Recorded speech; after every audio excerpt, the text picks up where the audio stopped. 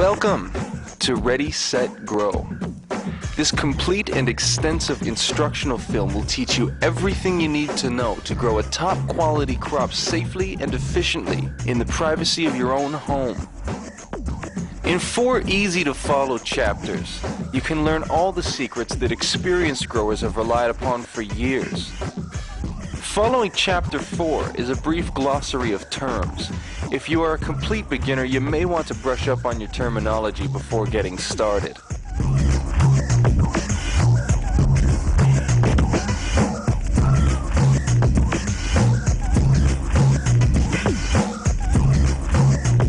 So get ready, set, and grow. Since I knew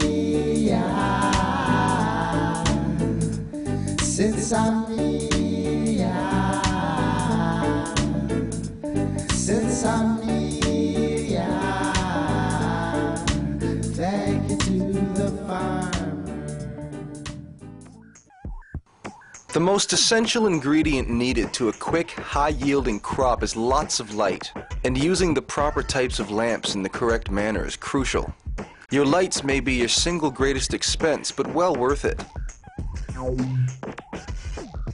The first thing to look for in a lamp is its wattage. A lamp's wattage refers to the amount of electricity it uses, and thus how bright it will be. Regular household lamps typically range from 40 to 100 watts.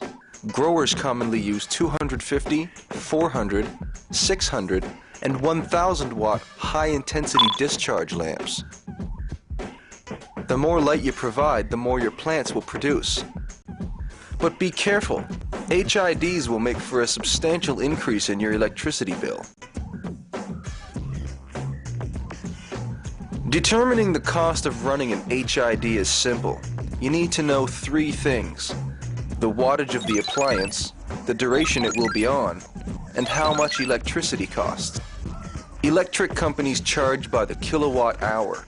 This represents the cost of running a 1000 watt appliance for 1 hour. If the price of a kilowatt hour is 6 cents and you run a 400 watt lamp for 18 hours, it will cost 43 cents. Simply multiply these numbers and divide by 1000.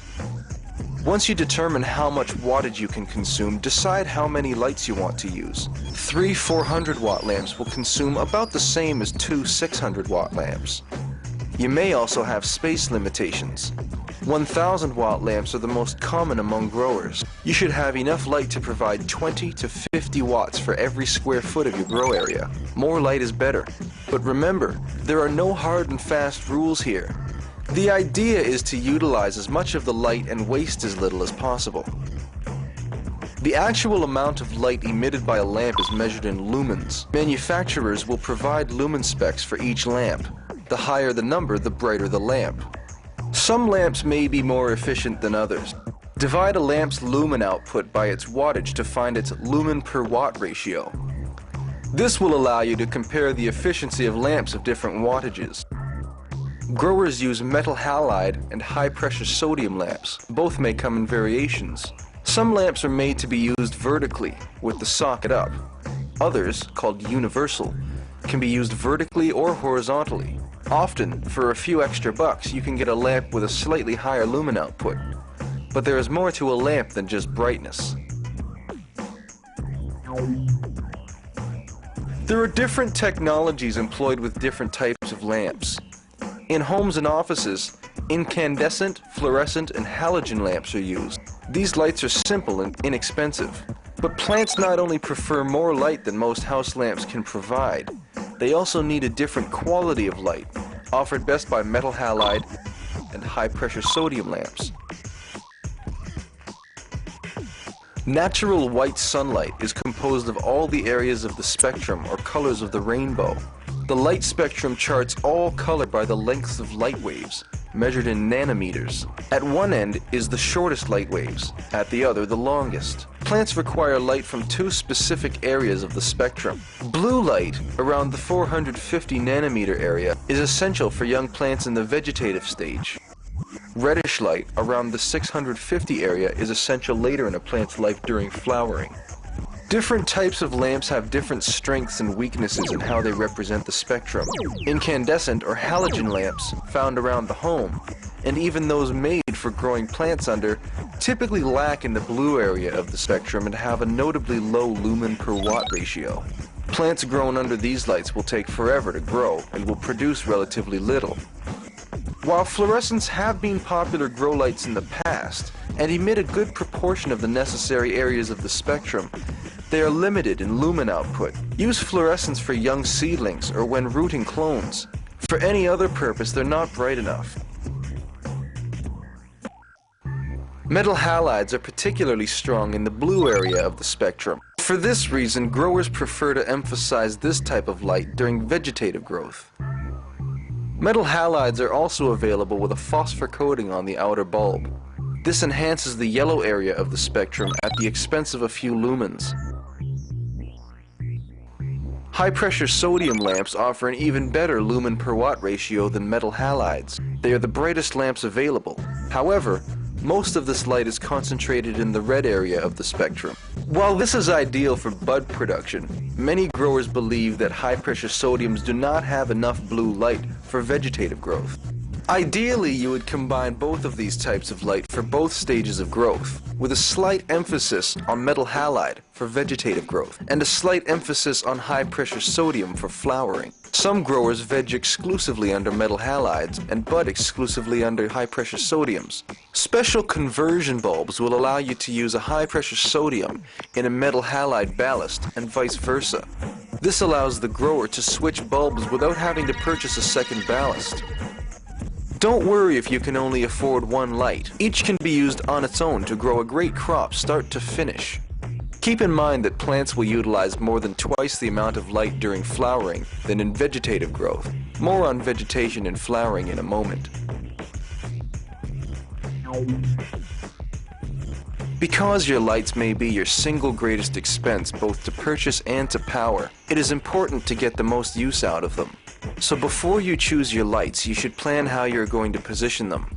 Light diminishes in intensity, yet increases in area coverage as it travels from its source. You can cover more area with a light that is further away, but the light will be less intense. It's best to keep your plants as close to the light source as possible. 12 to 24 inches is a good distance for 1000 watt lamps. Smaller lamps can be positioned closer. Many growers like to keep plants small so that the entire plant is close to the light. Areas of the plant, such as tops, that are closest to the light source will produce the largest, most potent buds. Be careful. Foliage that gets too close to the light will burn. A plant too far from the light source may grow tall, but only because it is searching for more light. Its nodes will be fewer and farther between. This means fewer sites for buds to grow. Keeping plants close to the light source will encourage plants to remain bushier and more compact. This is ideal for maximum bud production.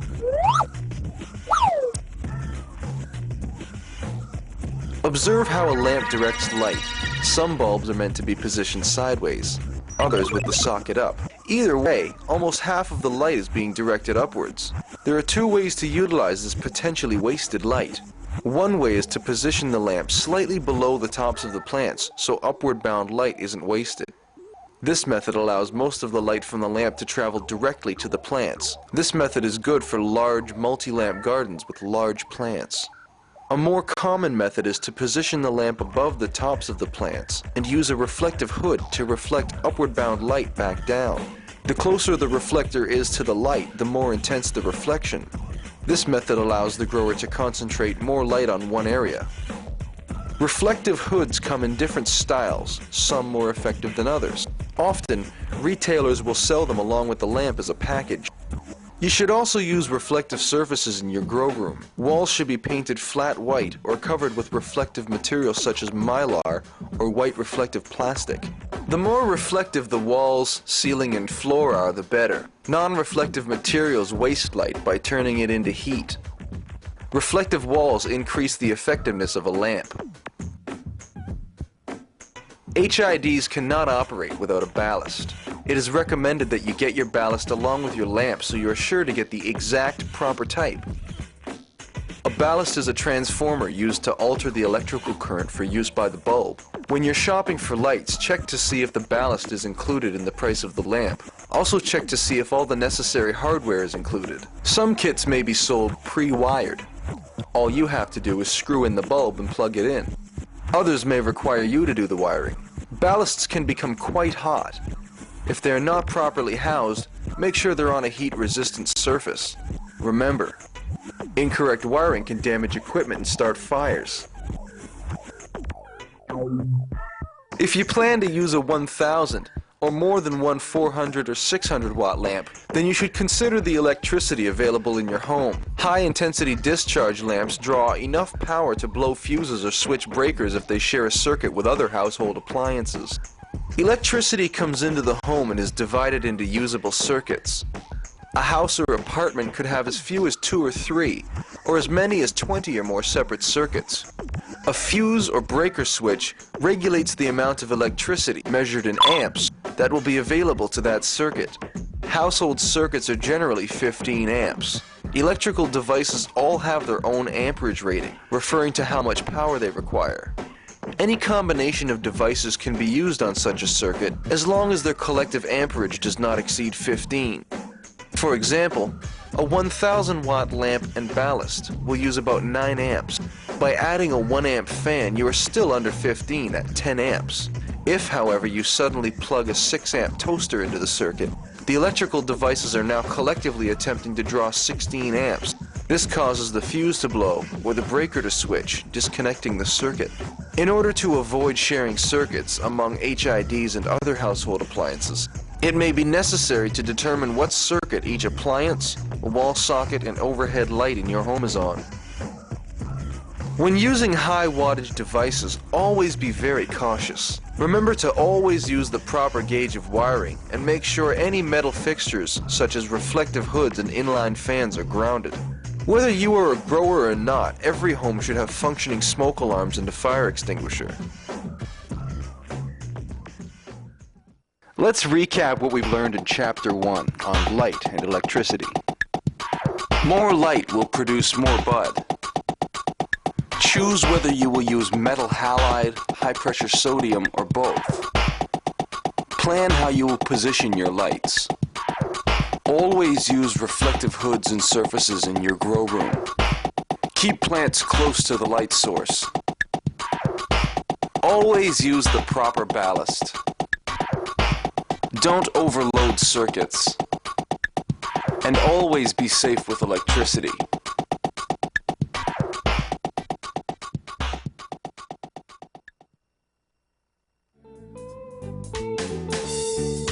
I love to watch the herb grow from seed until the end.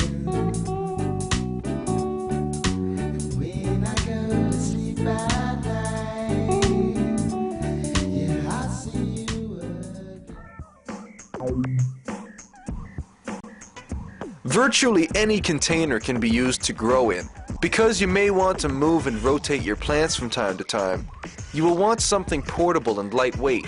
Your primary concern is size. You will probably use small pots for young plants, and soon transplant them to larger 3 to 4 gallon pots. Starting with smaller pots for small plants will allow you to fit more plants in a smaller area. Changing to larger pots will allow root systems to grow large. Use containers that will hold about a gallon of grow medium for every foot of growth. A 4-foot plant should be happy in a 4-gallon container. The two most common container types are plastic pots and growing bags. Both are compact, light, and inexpensive. Small containers will hinder large plants. When you need to transplant, first soak the entire grow medium and then wait several minutes for the excess water to drain. Have the larger container ready with a layer of moistened grow medium at the bottom. Flip the plant upside down as shown and gently place it in the new container. Fill the outer edges with more grow medium and finish by soaking the entire container again. Whatever type of container you decide to use, make sure there are holes in the bottom for water drainage. Holes that go slightly up the side of the pot will ensure that the water doesn't get trapped. Your container should also be at least as wide at the top as it is at the bottom for easy transplanting. Never use a container that once housed petroleum or chemicals. Sterilize used containers with hot water and bleach. There is no one perfect soil or growing medium for marijuana, but never ever reuse soil. Pathogens and toxins will contaminate soil over time. Once you've used a soil mix, throw it away. Start new crops with new soil. Any number of mixes will work well so long as certain requirements are met. Two main things to consider when purchasing or mixing your grow medium are nutritional content and texture. Nutritional content, or fertilizer, refers to material in the soil that the plant will consume. Some growers use rich blends of soil with additives such as manure or guano. These additives contain a great deal of nutrients that the plants will consume. Using such organic materials to grow in, however, takes a little experience and knowledge so that the appropriate nutrients are available to your plants in the right amounts at the right times. Some minimal organic additives like fine dolomite lime or wood ash can ensure the availability of certain necessary secondary and trace elements and can help maintain a balanced pH in the grow medium. Some growers will start with a grow medium called a soilless mix that is completely devoid of any nutrients. The role of the medium is merely to provide ideal textural conditions for roots. Nutrients, or fertilizer, is then added to the medium over the course of the plant's life. The important thing is to keep a degree of control over how much nutrition or fertilizer is in the grow medium. More on fertilizer in a moment. Most soils and potting mixtures available at nurseries are fortified with nutrients. Such mixtures should provide enough nutrition for marijuana for several weeks. After that, you will need to add fertilizer. Beware of potting mixes with time-released fertilizers. They will make it difficult to judge what is available to the plant at any given time. Soilless mixes, on the other hand, composed of peat moss, vermiculite, and perlite, have no nutritional value. Because they are nutrient-free and near neutral on the pH scale, it's like starting with a clean slate. You will need to provide all of the fertilizer after the fact. Nutritional content is not the only important factor in what makes a good grow medium. Texture is very important. The medium must be heavy enough for roots to take a firm hold, yet light enough for them to push their way through and for air to be present. It should also allow for a good balance between water retention and drainage. Too much water retention will lock out the fresh air that roots need, causing them to rot. Not enough retention may leave the soil too dry, making it difficult for roots to obtain nutrients. Using a mix of peat moss, perlite, and vermiculite will ensure these needs are met. Peat moss, or sphagnum peat moss, is soft, broken down fibrous plant matter. While it is good for water retention, an overabundance in your mixture may inhibit good drainage. Peat moss may contain small amounts of trace elements, but is generally nutrient-free. Vermiculite is a goldish brown, soft and spongy micaceous material. It comes in varying degrees of coarseness. Vermiculite is excellent for keeping your medium aerated and is good for retaining water. Perlite is bright white, similar to gravel in coarseness yet nearly weightless. While it retains water and nutrients well on its textured surfaces, it also drains excess water fast. It is also good for aeration. All three are available at any garden store.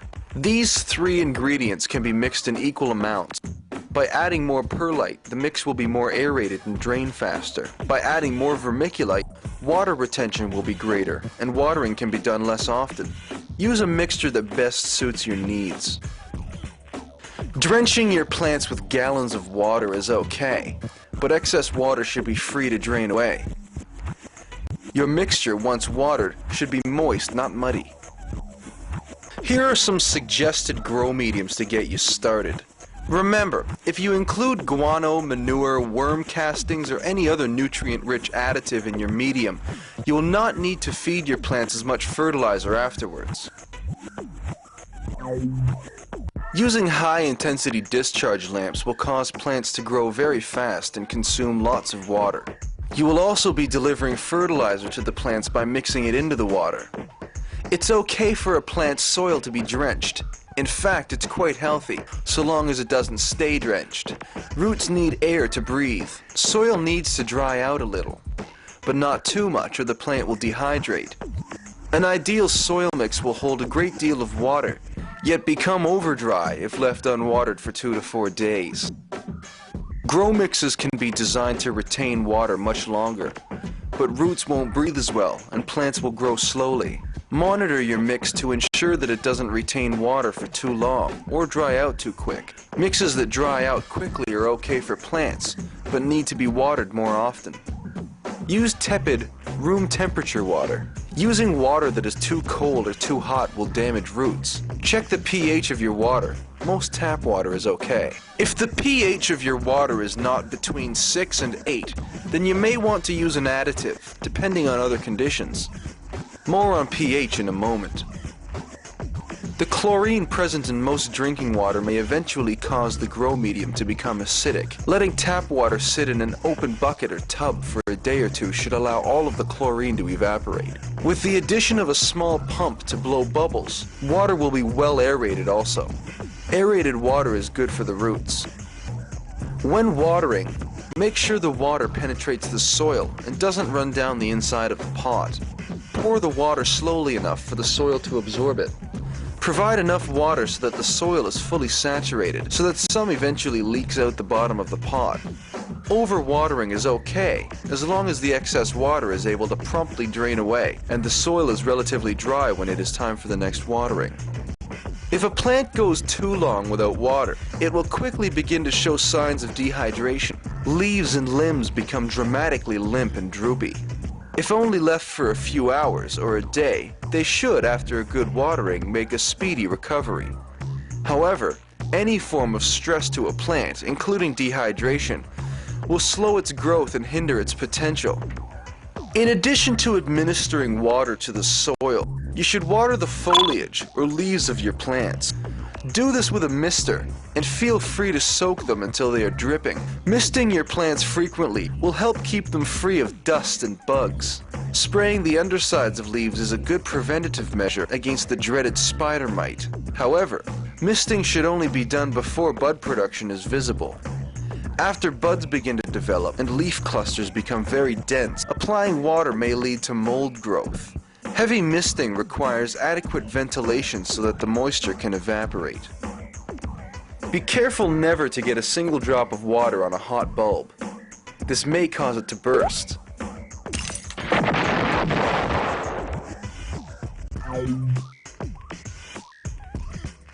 The primary nutrients or fertilizers that you will feed your plants are nitrogen, phosphorus, and potassium. These elements are used by plants in relatively large amounts. Plants deficient in any of these three elements will not develop. The secondary nutrients and trace elements are used by plants in relatively small amounts. Use a fertilizer that includes a standard array of these micronutrients, and there should be plenty available to your plants at all times. Turning back to the three primary nutrients, you will want to feed your plants as much nitrogen, phosphorus, and potassium to your plants in the right proportions as they can handle, but without overfeeding them. Overfeeding is probably the most common mistake made by novice growers. Overfeeding can harm plants severely. There are different types of fertilizers and styles of administering them. Many growers will mix manure, worm castings, guano, or other organic supplements into the grow medium from the beginning. This will provide some fertilizer for the plant for its entire life. Yet because marijuana plants consume such great deals of nutrients, more still will need to be added over time so that the plants meet their growth potential. Growing indoors with pots or grow bags will require you to use water-soluble fertilizers. Always dilute such fertilizers in water according to directions. While most are to be poured over the soil, some can be applied directly to the foliage. Foliar feeding is usually supplemental only. Some fertilizers are liquids, some are powders, some are chemically derived, others are organic. Suppliers will offer various mixtures of nutrients in their fertilizers to accommodate the changing needs of plants as they develop. Check the 3 numbers listed on the label of commercial fertilizers. These numbers represent the amount of nitrogen, phosphorus, and potassium a fertilizer contains. For example, a fertilizer labeled 25-10-10 is 25% nitrogen, 10% phosphorus, and 10% potassium. At different stages of growth, you will emphasize different elements. Let's look at the roles that these elements play in the plant's development. Nitrogen is the most essential nutrient for most any plant, especially marijuana. Nitrogen is used to build proteins and chlorophyll, and is associated with vigorous growth in leaves, stems, and overall size. During vegetative growth, apply more nitrogen than any other nutrient, but taper off the dosage during flowering to encourage bud growth and avoid excessively leafy buds. A deficiency in nitrogen will appear as a yellowing of lower leaves, but keep in mind that some yellowing of leaves should be expected and is not always a sign of nitrogen deficiency. Phosphorus is used for photosynthesis, respiration, and creating energy compounds, helping plants develop efficiently. It is also associated with healthy seed and bud production. During flowering, provide more phosphorus than any other nutrient. Phosphorus is also used for germinating seeds, growing seedlings, and when cloning. Potassium is used to build and transfer sugars, and is important for water and nutrient absorption. It promotes strong stems and root growth, and helps plants fight disease. Marijuana requires a steady source of potassium throughout its life. Providing optimal nutritional levels for plants without overfeeding or toxifying the soil takes knowledge, care, and experience. You may choose to use chemically derived fertilizers or organic fertilizers, or perhaps a combination of both. Chemically derived fertilizers are precise, sterile, and simple to administer. Organic fertilizers are not always as simple to use, and can be characterized by foul, unpleasant odors.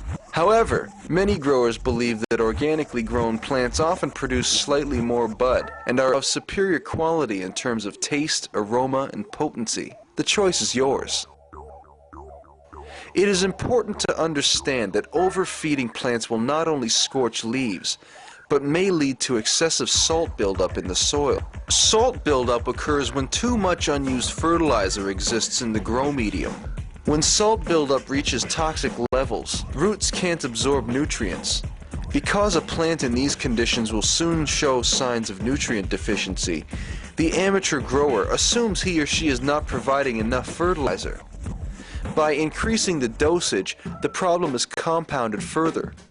Water-soluble fertilizers, organic or chemical, can be flushed from the grow medium quite easily in case you have provided too much. However, once you've discovered that you have overfed your plants, the damage is usually already done.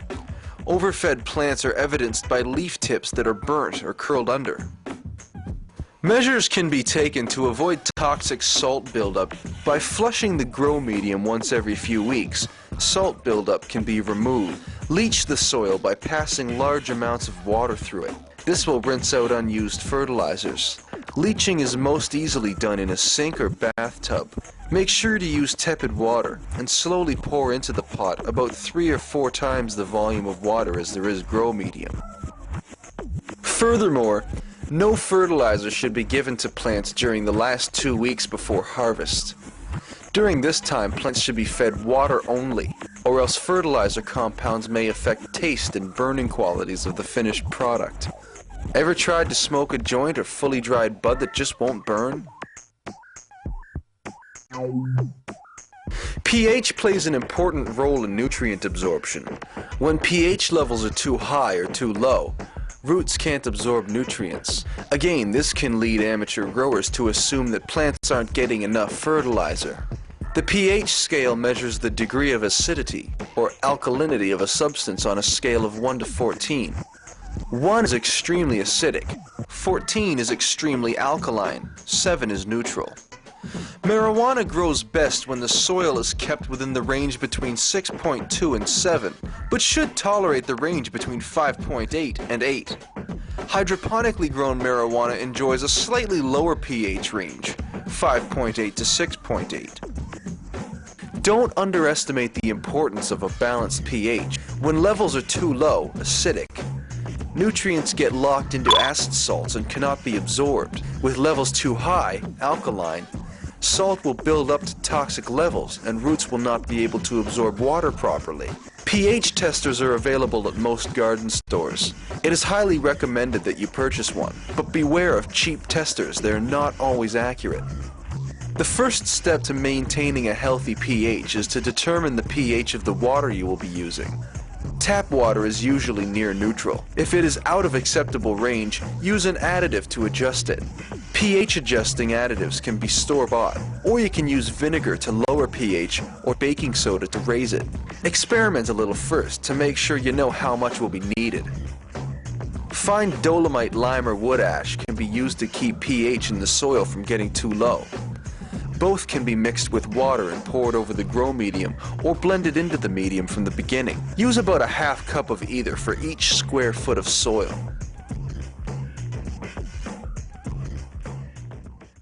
Let's recap what we've learned in Chapter 2 on grow mediums, water, and fertilizer.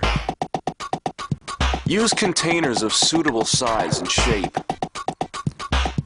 Always start new crops with a new grow medium and consider what nutrients it contains.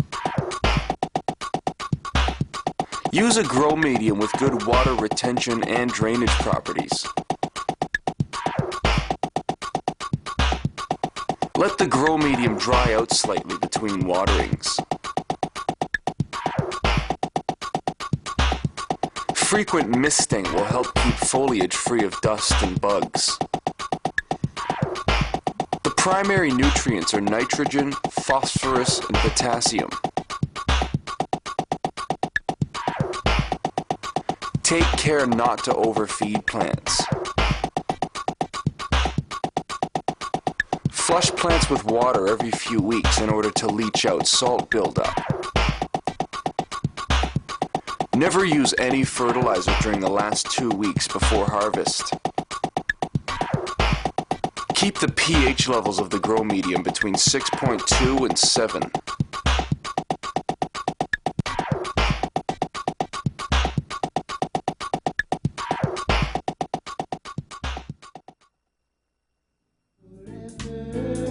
Come on over. Let's see growing.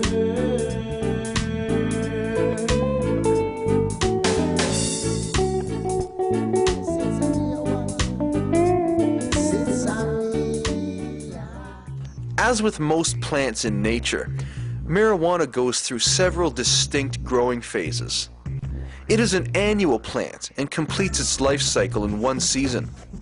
The 3 basic stages of its development, as we will deal with them here, are 1. Germination in seedling, or pre-vegetative, 2. Vegetative, and 3. Budding, or flowering. Make sure you know where your seed is coming from. If you're using a mystery seed, there is a chance it is a poor strain.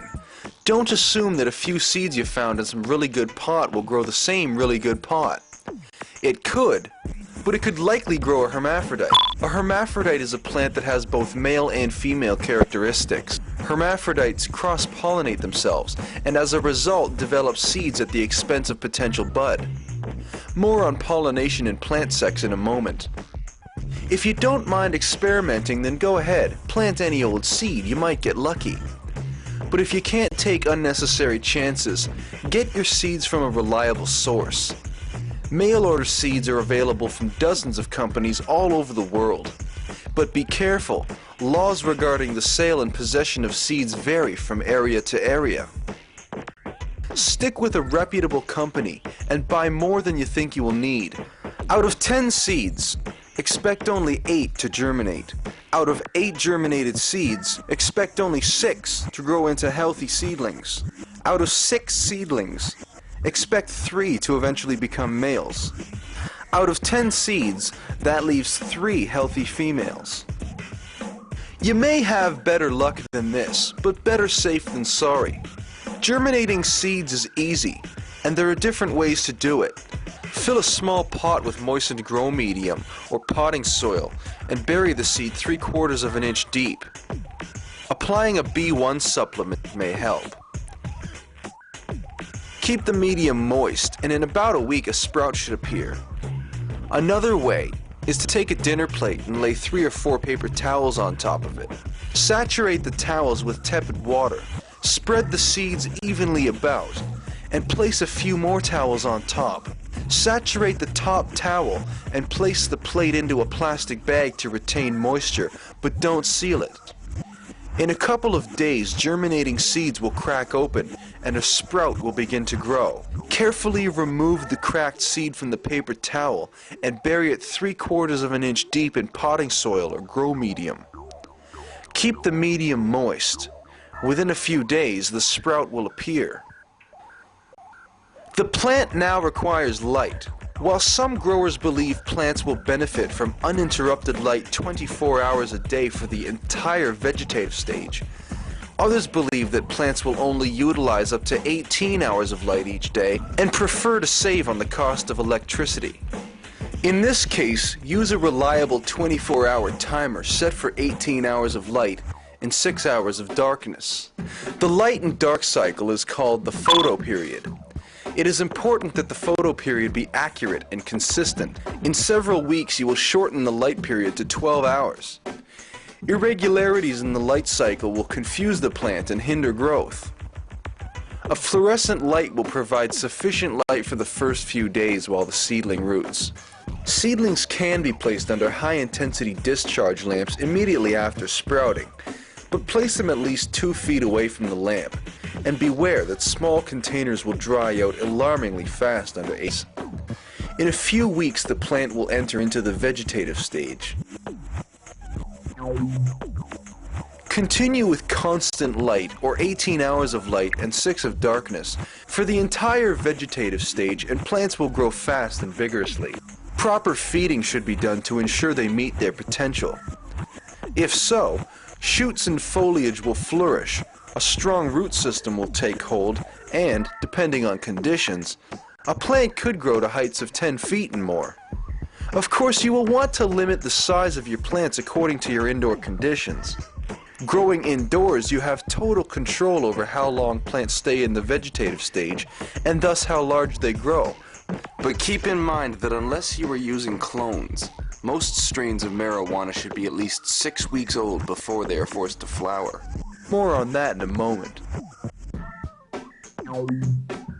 Marijuana is a dioecious type of plant, meaning there are males and females. Roughly half of all plants grown from a seed will be males, the other half females. But it is not until they are in their final stage of growth, called budding or flowering, that sex will be evident. Each has a distinctive flower. The males consists of pollen sacs, the females ovules. When the male's pollen sac is fully developed, it will burst, shedding pollen into the air which lands on nearby female flowers. The pollen fertilizes the ovule and DNA from each parent plant is used to produce a seed. That is the natural cycle that occurs in nature. However, an essential distinction exists between marijuana plants that are left to follow their natural course and those that are grown in order to harvest bud. Growers remove males from the garden so that female flowers are never pollinated. By refusing to let male pollen sacs develop and burst in the presence of females, the female flowers never develop seeds, and instead produce dense buds laden with THC resins. These buds are called sensimilia, Spanish for without seed. After your plants reach a desired size, you will induce the metabolic shift from vegetative growth to flowering or budding by shortening their daily light period. If you've started from seed, roughly half of your plants should be male. After they are put into the 12-hour light cycle, males will reveal themselves in 1 to 3 weeks. Unless you wish to harvest seeds, inspect your garden daily to discover the male plants and remove them at once. It can take as little as 1 day for a pollen sac to go from being unnoticeable to being fully developed. In the final stage of growth called flowering or budding, plants cease to develop additional shoots and growth and overall size will slow. Plants redirect their energy to bud production. If you plan to remove the males from your garden, you will do it a week or 2 into this phase as flowers begin to develop. In its natural outdoor environment, marijuana shifts from vigorous vegetative growth to bud production in mid to late summer. The budding stage commences because the plants sense that autumn is approaching. The shortening days of late summer are what trigger the plants to make this shift in their metabolic routine. When growing indoors, by keeping the dark period no longer than 6 hours each day, plants will remain in the vegetative stage for months and months. Simply changing the photo period to 12 hours light, 12 hours dark induces budding. Because you have total control over when your indoor plants begin to bud, you may choose to keep your vegetative stage as short as a week or as long as several months. Determine the duration of your veg cycle by the space you are growing in and how large the plants should be when they are harvested. Alter the light cycle to induce budding when the plants have grown to about half the size you want them to be at harvest. Depending on conditions, a plant's overall size may increase very little after inducing budding, or it may double or even triple in size. After the change in the light cycle has been made, it is crucial that the plants receive a full 12 hours of uninterrupted darkness every night. Any light introduced during the dark period may encourage budding plants to revert back to the vegetative stage. Make sure that no light leaks into the room when plants are asleep. Because males are only used for growing seeds and breeding, many growers take advantage of a process called cloning, which enables you to have a constant supply of female-only plants. Cloning is the process of taking a small clipping from a large, healthy plant. The clipping can then be rooted and then grown as large as needed. By taking clippings from a female plant, called the mother, every single baby clone will be a guaranteed female. By using clones, a grower has a steady supply of healthy, female-only plants. And not only will every clipping be the same sex as the plant it was cut from, but an exact genetic replica. So you can choose your most vigorous and potent plants to use as mothers, and every clone you take from it will be vigorous and potent as well. Keep in mind that while mother plants can provide generations of healthy offspring, the longer it is alive, the more it is challenged by insects, molds, fungi, and disease weakening it and what it can provide. Begin by cutting a healthy 2 to 4 inch branch from the mother plant with a sterilized razor or scissors. Quickly trim off extra branches and dip the clipping into rooting hormone. Place the clipping into moist grow medium and gently pack down around the stem. Remove extra leaves so that there are only 1 or 2 sets of leaves left. Place the clone 6 to 12 inches from a fluorescent light and provide an 18 or 24-hour daily photo period. Put them under a moisture dome to retain high humidity and mist them frequently, but remove the dome to make sure they receive fresh air several times daily. In about 2 weeks, roots should be developed enough so that the clone can be placed directly under an HID.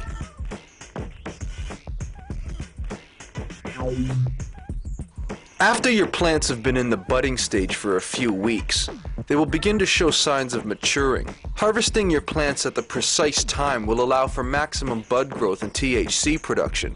THCs are the psychoactive compounds in marijuana. After a certain point, THCs will begin to break down, compromising quality and potency. Buds also become increasingly susceptible to mold, especially after they have matured. Be careful, mold can be disastrous.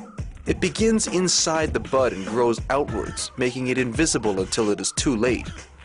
Molds can wipe out an entire crop overnight. Maintaining low humidity as buds mature will discourage mold. Keep in mind that plants should not be given any fertilizer during the last 2 weeks before harvest. Feed only water to plants during these last 2 weeks, or else fertilizer buildup may affect burning qualities and the purity of harvested bud. A common way of judging the best time to harvest a plant is to watch the pistils. Each female flower will have 2 white hair-like pistils pointing out. In late bud, these white hairs will cover the plant. When a bud is maturing, the pistils will change from white to reddish brown. This is the red hair you see on a fully cured bud. Starting from the larger buds on the top of the plant and working downward, all of the pistils will eventually turn brown. When approximately 2/3 of the entire plant's pistils have changed color, it should be ready for harvest. Ripe cola buds should be firm. Buds closer to the bottom of the plant, shaded by foliage, may not be as full and firm. Once marijuana is harvested, it should be manicured, dried, and cured. It can then be consumed or stored. Manicuring refers to the removal of fan leaves and other leaf tips that do not contain high concentrations of THCs. This can be done before or after drying, but is much easier when done before. Tear fan leaves away from the stalk while handling buds as little as possible, and trim protruding leaf tips from around buds. The degree to which buds are trimmed is entirely a matter of personal choice. Drying can be done by hanging branches or simply by placing them on a surface in a well-ventilated area. Good ventilation will facilitate quicker drying, but avoid fanning air directly onto buds as this will dry them out too quickly. Light will decompose THCs, so always keep harvested marijuana in darkness as much as possible. Some methods allow you to dry buds in 2 to 3 days. Others take up to 2 weeks. Increased heat or decreased humidity will hasten drying. However, the slower your buds dry, the smoother the smoke will be in the end. The surface of buds should be dry to the touch, but be careful. When twigs snap rather than bend, buds may be getting too dry. Over-dried dope is harsh to smoke. Curing is the final step in which moisture is redistributed throughout the bud. If left simply to dry, bud will dry from the outside. By the time the center of the bud is sufficiently dry, the outer surface may become overly dry. It is crisp and crumbly.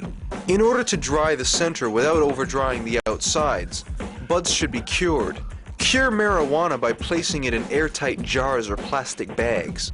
This will redistribute the moisture at the center of the bud evenly throughout the bud. Well-cured marijuana should be dry enough to store at room temperature in a sealed container without growing mold, and yet moist enough so it won't break down like dust when handled. While some growers dry their buds for several days and then complete the process by curing, other growers alternate between drying and curing. Try this method. Hang buds or place them on screens or newspapers in a dark, well-ventilated room.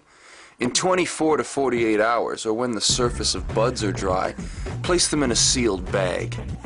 Leave them in the bag for about 8 hours, or until they feel damp again. This will redistribute the moisture from the center of the bud outward. Repeat the cycle again and again, but shorten the duration of each phase slightly, as the buds will begin to dry and sweat quicker and quicker. In 3 or 4 days, buds should be ready for consumption or storage. Let's recap what we've learned in Chapter 3 on stages of plant growth. The germination and seedling stage will last 2 to 4 weeks.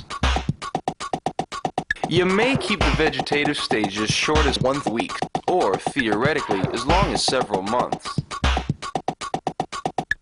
Budding, or flowering, will last 6 to 8 weeks. Try to use reliable seeds or use clones. During the vegetative stage, provide either 18 hours of light and 6 hours of dark, or a constant 24 hours of light. Alter the photo period to 12 hours of light and 12 hours of darkness to induce budding.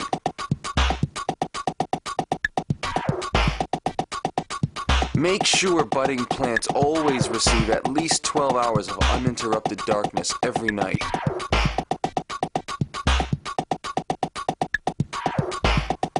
Learn to identify male plants and remove them from the garden. The process of cloning will allow you to have a constant supply of female-only plants. Harvest plants when about 2/3 of the pistils have turned reddish-brown.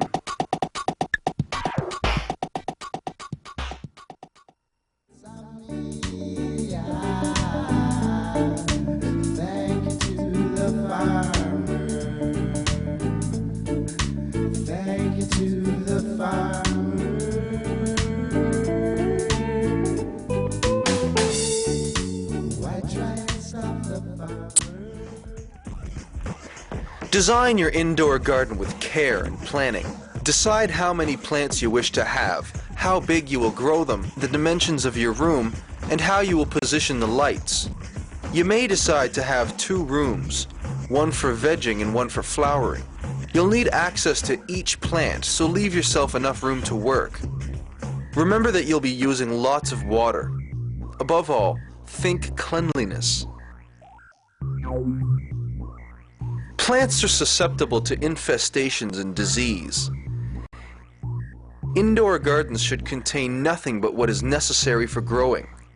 Wash walls, floors, and ceilings with a disinfectant or fungicide. Dust and mildew are unacceptable. Carpets, drapes, and other fabrics can harbor dust and mildew, so they should be removed. High-intensity discharge lights will shine right through drapes or plastic, so windows should be masked with plywood or drywall. Using reflective plastic for walls, floors, even the ceiling will not only optimize light, it will also make cleaning much easier and protect the floor from water. Anything that enters the garden should be considered a potential threat. Fungus and bacteria can come in on tools and equipment. Bugs can come in on clothing or pets. Always wear clean clothes when entering the garden. Never enter the garden after being outdoors or in contact with houseplants. This is the perfect way to introduce spider mites to your garden. Maintaining cleanliness in your garden is vital for large gardens and becomes increasingly crucial as plants mature.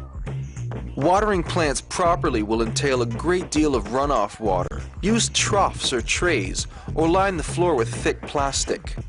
Soak up excessive runoff water and mop the floor frequently. Washing the floor and walls with bleach every week or so will help prevent fungus and bugs. Pick sick leaves from plants and remove them from the garden. Never ever reuse soil. Once you have used a soil mix, throw it away. No indoor garden can be without a ventilation system. In order for plants to thrive, they need a constant supply of fresh air and moderate temperatures around 75 degrees. If you're growing a small garden in a closet and can leave the door open, you might get away without ventilation, but you will still require a small fan to blow on plants in order to mix air and keep stalks strong and healthy. Otherwise, use an exhaust fan that is rated to move the amount of air in your garden in about 5 minutes. The CFM rating of a fan will tell you how many cubic feet of air the fan will push per minute. Smaller rooms may only require 1 fan. It works better to suck air out of a room than to blow it in. Large rooms may require both an intake fan and an outtake fan. Use an inline style or squirrel cage fan. Intake areas should be clean and dust-free. Air intake and outtake areas should be placed as far away as possible from each other to promote maximum air circulation. Place intakes as low as possible and outtakes as high as possible. This is the best way to cycle air and remove heat buildup caused by lights. Exhaust air may be odorous, especially when buds develop. If the smell is a problem, direct exhaust air up a chimney, a high window, or through the attic. Larger gardens may require odor control devices such as filters or ozone generators to neutralize the smell. There are different methods for dealing with unwanted marijuana odors. Depending on each grower's specific situation, a little money spent on odor control may be a prudent investment indeed. The best way to deal with smell is to design an enclosed garden with exhaust air directed somewhere it will not be detected. Many growers direct exhaust air into their attic, where it will diffuse and slowly flow out attic vents. Similarly, exhaust air can be directed up a chimney or out an inaccessible window. Directing exhaust air far above ground level will lower the chance of detection by passers-by. However, if you have a relatively large garden or live in an urban area, this may not be enough. A few low-cost solutions are available for small gardens with moderate odor problems. Various types of sprays are available, which are cheap, simple to use, and effective. You can also buy an automatic dispenser that will spray a dose into the air at timed intervals. Similar products come in pucks or gel forms. These products evaporate into the air and neutralize the smell. For larger gardens, more drastic measures may be required. Ozone generators are a sensible addition to any large indoor garden. Some units are placed directly in the garden, others are inline style. These units are installed into the ductwork of the garden's exhaust. Inline units require a baffle box of some sort, where exhaust air and ozone can be mixed around for a moment before it flows outside. An alternative to ozone generators are various types of filters. Carbon filters can be especially effective. While they may be pricey like ozone generators, they are simpler to use. Simply attach the filter to your exhaust duct. Some growers like to enrich their garden air with extra carbon dioxide. While in some situations, CO2-enriched air may encourage faster growth, it is very difficult to regulate the amount in the air so that it is actually of any benefit. Furthermore, CO2 is generally unlikely to be of any benefit if plants are not already utilizing peak levels of light and nutrients. The simplest way to create CO2 is to combine baking soda with vinegar. By designing a mechanism where vinegar will drip into the baking soda at appropriate intervals, CO2 will be created continually until one of the two ingredients is used up. Fermenting sugar water will also create CO2. Serious growers prefer more reliable methods. Propane heaters can be used as safe and effective CO2 generators. Also commonly used are tanks containing compressed CO2 gas. These systems utilize a regulator that will emit a controlled amount of CO2 into the air whenever needed. While many growers will boast larger yields as the result of supplemental CO2, if your garden has good ventilation, extra CO2 is not necessary. With proper airflow, plants should get enough carbon dioxide and the temperature and humidity should remain at appropriate levels. Marijuana will grow fine in temperatures from 60 to 90 degrees Fahrenheit, but keeping it in the mid to late 70s will encourage faster growth than either extreme. At night, or when lights are off, it is okay for the temperature to drop 10 degrees or so. HIDs will generate a great deal of heat. Balance that with enough ventilation to dissipate heat and keep the temperature constant. In some situations, a heater or air conditioner may help maintain favorable temperatures. Let's recap what we've learned in Chapter 4 on building an indoor garden. Design your indoor garden with care and planning. Always maintain a clean and sterile growing environment. Provide adequate ventilation and keep the temperature between 70 and 85 degrees Fahrenheit. Consider the need for odor control.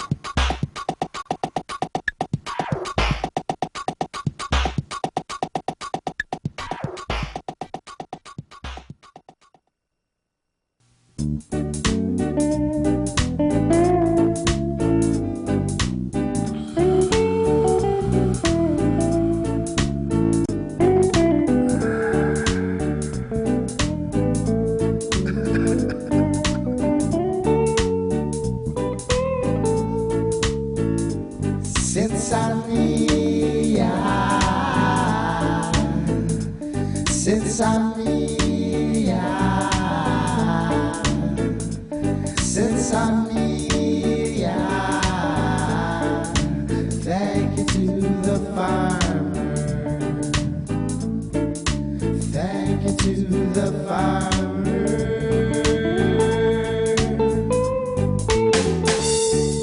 I love to watch the herb grow from seed until the end. And when I go to sleep at night,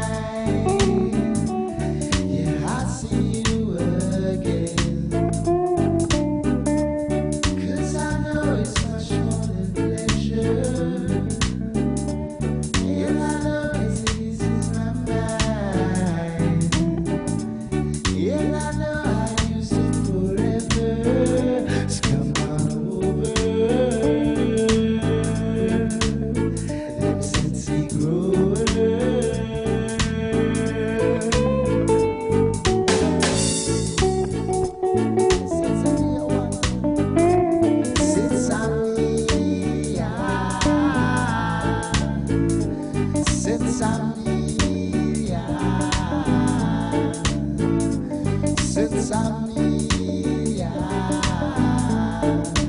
thank you to the farmer. Thank you to the farmer.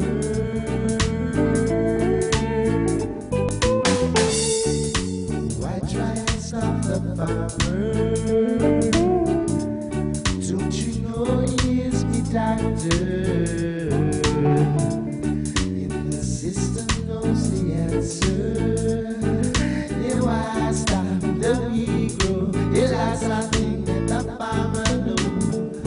'Cause I know it's much more than pleasure. Yes, I know it eases my mind. Yes, I know I use it forever. So come on over. Hey, since we grew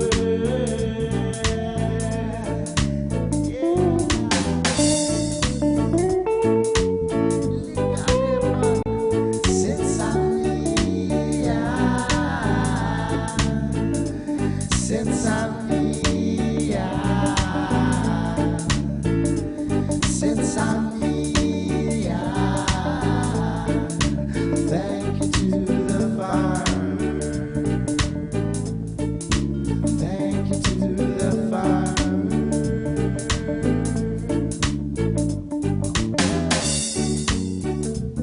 Everybody loves it since I'm here.